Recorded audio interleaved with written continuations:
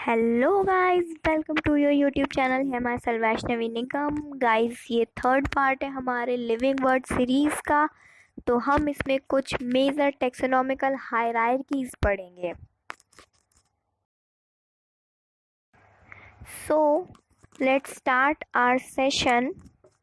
In this hierarchies here the first is domain.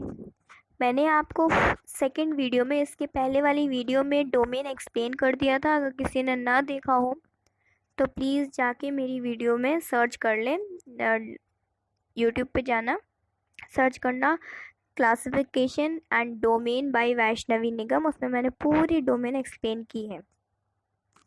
फिर domain के बाद आता है किंगडम। उसके बाद हम लोग और स्पेसिफिक होते गए, फिर फाइलम आता है, फिर और स्पेसिफिक होते गए तो class, order, family, genus, species. ये होता है पूरा सीक्वेंस हायरार्की का कि किस बेसिस पे टेक्सोनॉमी डिवाइड हुई है। और ये जो चीज़ें हैं जैसे किंगडम है, फाइलम है, क्लास, इन सबको हम लोग टेक्सा बोलते हैं। ये कैटेगरीज है ना, तो जो कैटेगरी होती हैं उनको टेक्सा बोलते हैं या टेक्सॉन बोलते हैं।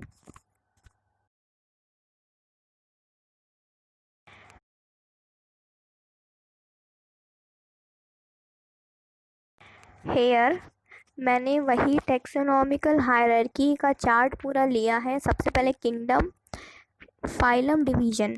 फाइलम एनिमल्स में होता है और सेम चीज़ को हम लोग प्लांट्स में डिवीजन कह देते हैं। फिर आता है class, order, family, genus, species. अब देखो, मैंने लेफ्ट साइड में लिखा है kings people died cause means because of 5 green snake. इसका लर्न करने का तरीका है Kings means kingdom, people slash died means phylum slash division. यहाँ कहीं कहीं हम लोग लिटरेचर में जब पढ़ते हैं तो बिकॉज को अपस्ट्रॉफी लगा के कॉज लिख देते हैं, तो ये बिकॉज होता है। तो वही मैंने लिखा है cause, class, of, order, 5, family, green, genus, snake, species. अगर किसी को लर्न नहीं होता है तो ये लर्न कर सकता है kings people died because of 5 green snacks.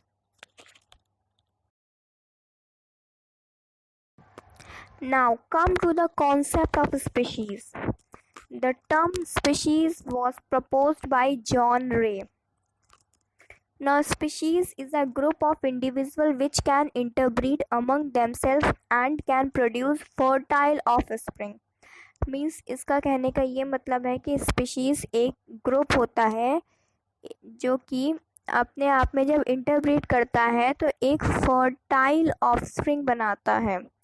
उस चीज़ को हम लोग स्पीशीज़ कहते हैं। मतलब बायोलॉजी में हम लोग इस कंसेप्ट को स्पीशीज़ कहते हैं कि बिकॉज स्पीशीज़ जो है वो because species is defined on the basis of interbreeding. Species interbreeding पे ही डिफाइन होती है। जैसे अगर हम लोग एग्जांपल लें, हम ह्यूमन है और कोई और डॉग है, तो ह्यूमन और डॉग इंटरब्रीड कर सकते हैं? नहीं कर सकते हैं, क्योंकि डॉग की और ह्यूमन की स्पीशीज़ अलग है। तो सेम स्पीशीज़ के लोग एक साथ इंटरब्रीड करके ऑफस्प्रिंग को प्रोड्यूस कर सकते हैं।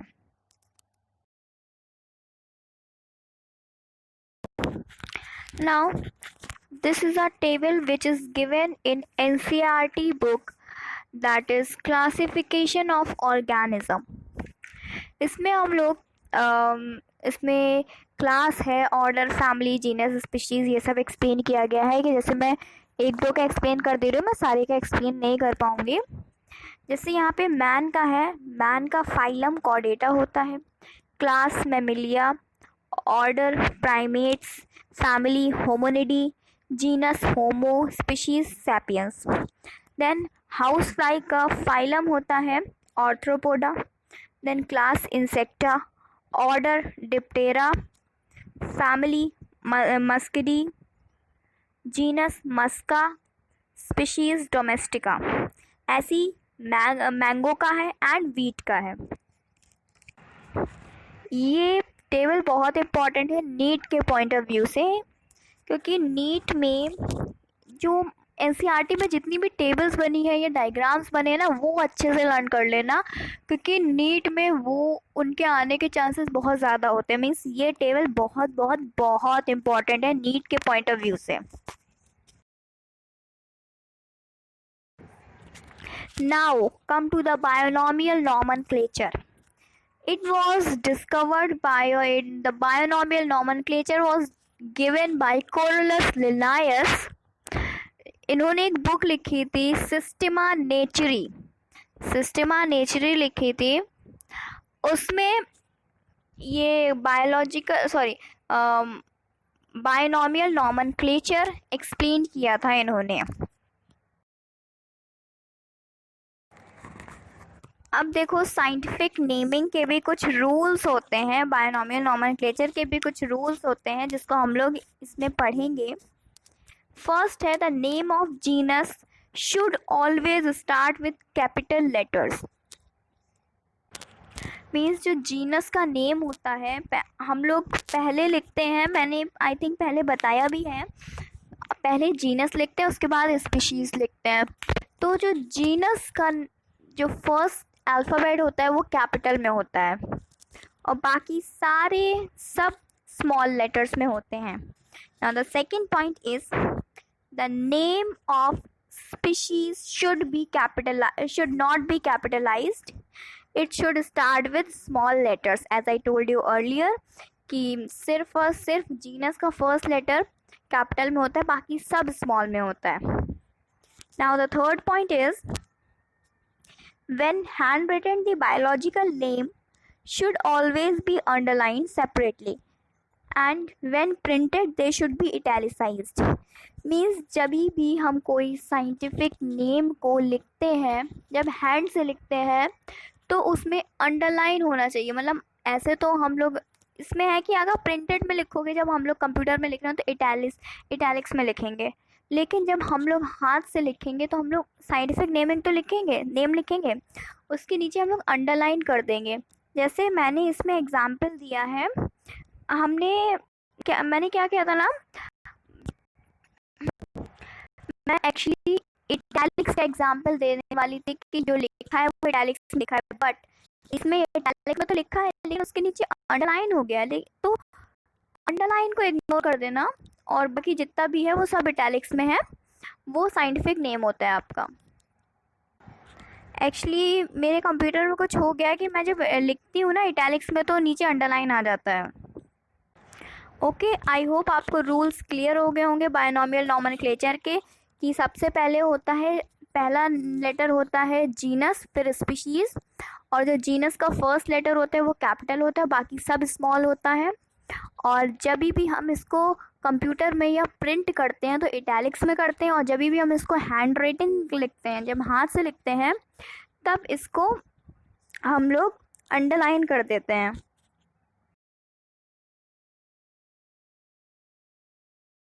Okay, now come to the advantage of using scientific name. इस साइंटिफिक नेम का क्या एडवांटेज है?